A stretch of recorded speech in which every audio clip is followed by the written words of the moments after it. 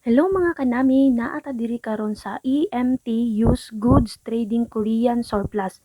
Sa sigid nako og balik-balik og anhi diri sa Iligan, karon pagid nako siya na anhian. So curious gid ko kung unsay mga baligya nila diri kay we all know nga Korean surplus is mga lig-on gyud nga mga gamit ilang mga baligya.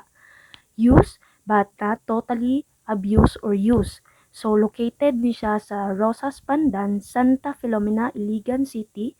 Sa gawas pa lang gyud daghan na kaayo klase-klase nga kalha imong makita nga lig-on og naka-ceramic coat.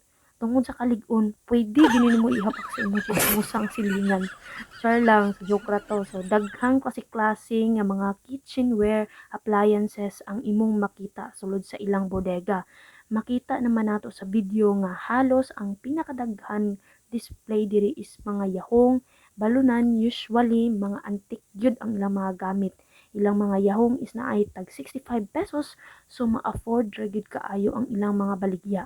Klase-klase nga yahong, plato, baso, platito, naapoy mga butanganan sa mga condiments, nakakita pud kog piano, so gwapa pagid kaayo, naapod sila sala set na foam nga hastang baga bedsheet, naapod sila cabinet nga nindot kaayo, naapod sila ref nga double door nga tag 6,500 ra gyud afford ra gyud kaayo.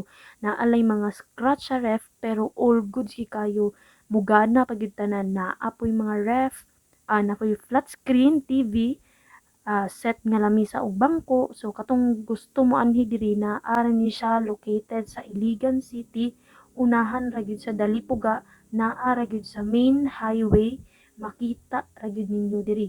Ug dinhi na lang ta kutob. Bye mga kanami.